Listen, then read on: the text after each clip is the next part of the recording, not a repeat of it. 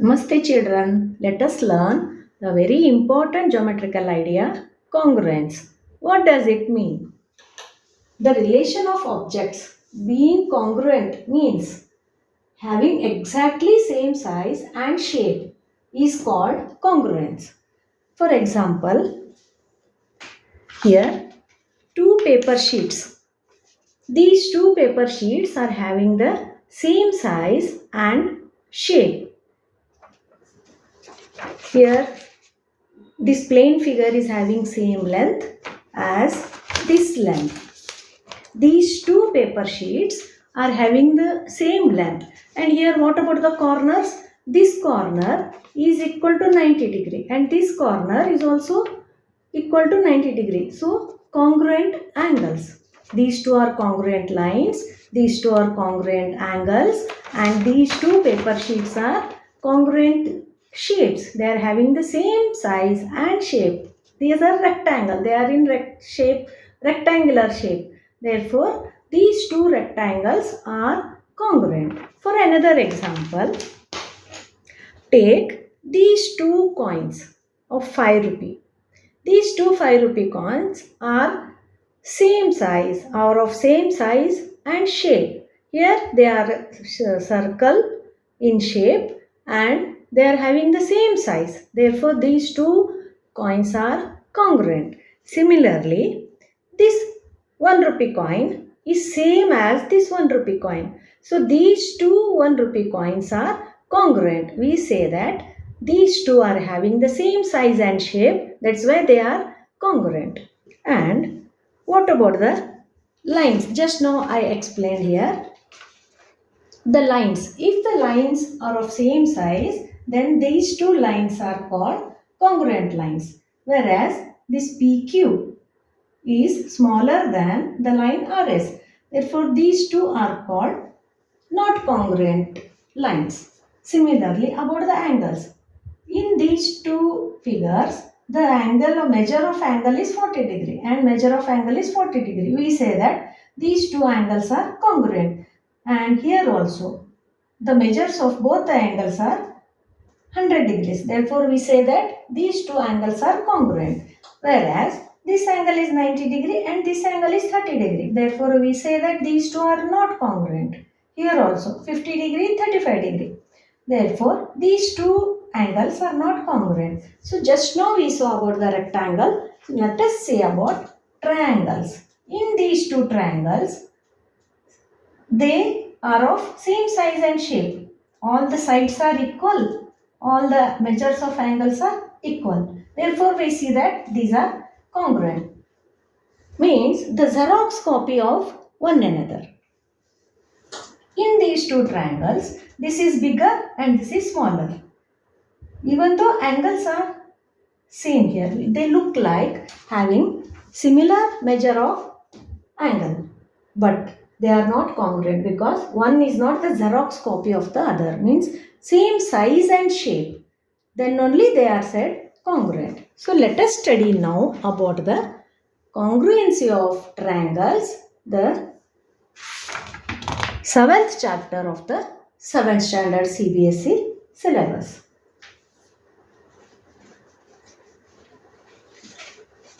Earlier in chapters 5 and 6, you studied about some properties of triangles. Let me recall them. Triangles have parts, 3 vertices, 3 lines and 3 angles. And other properties we have studied. Today we are going to learn about the congruence of triangles. Just now I explained what is congruence. So, congruence of triangles means triangles having same shape and size. Now we learn about corresponding vertices, corresponding sides and corresponding angles. Here A, B, C. This is not looking same, na? So let me draw it properly.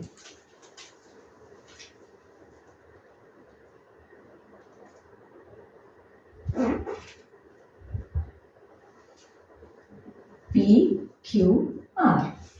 You can draw with scale and see that the shapes and sizes are same.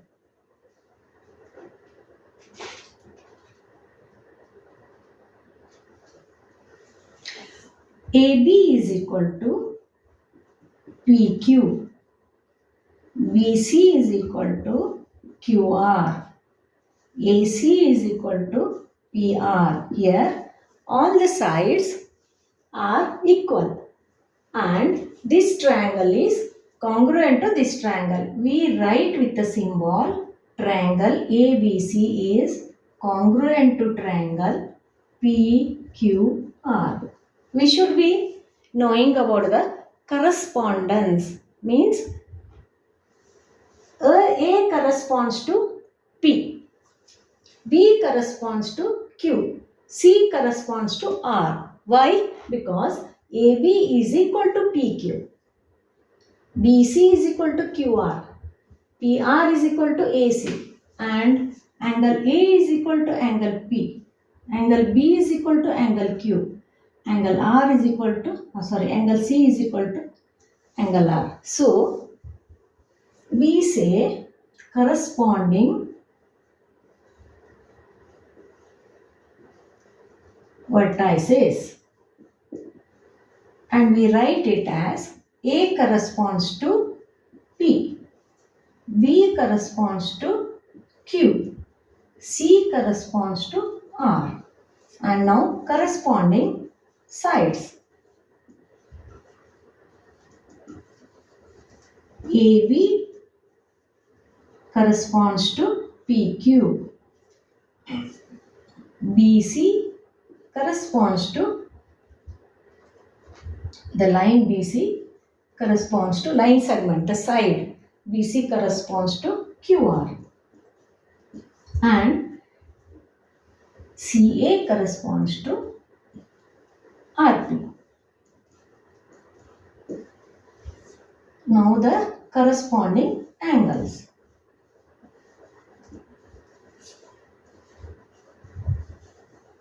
Here angle A corresponds to angle P.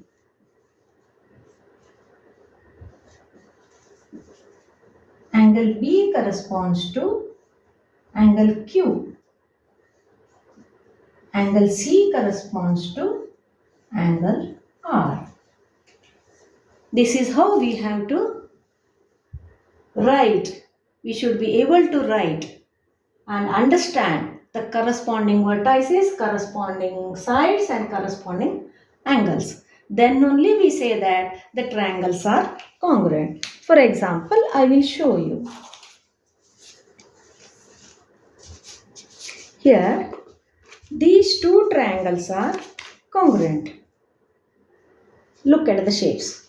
These two triangles are congruent. The corresponding vertices are AP, then BQCR. We can write them as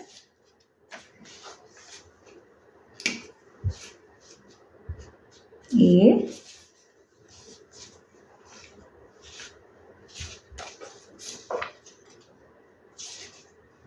P, Q, R. A, B, C. Okay. See. A, B, C, P, Q, R. A corresponds to P, B corresponds to Q, C corresponds to R. Then only they are said congruent triangles. If the correspondence is not written properly, if it is like this, see, if A corresponds to P, then do they look same? No. Therefore, the order of the correspondence is very, very important. Then only they look the same. But here, in these two triangles, they look like same, but they are of different size. Therefore, they are called not congruent. These two triangles are not congruent. They look like same triangles. Means the angles are same here. Look here. See, this is the angle of this small triangle and this is the angle of bigger triangle. These two angles are same, but the triangle are not congruent. Here see, these two angles are same, and the third angle is also same. Even though the angles are same, the sides are different. Therefore, these two triangles are not congruent. These two are of same shape but of not same size. These two are having different sizes. Therefore, we say that these two triangles are not congruent. And what about these two triangles?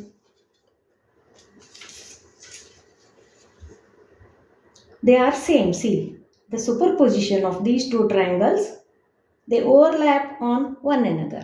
They are the Xerox copies of each other. Therefore, these two triangles are called congruent. Similarly, these small triangles are also congruent. See, they have the superposition is same.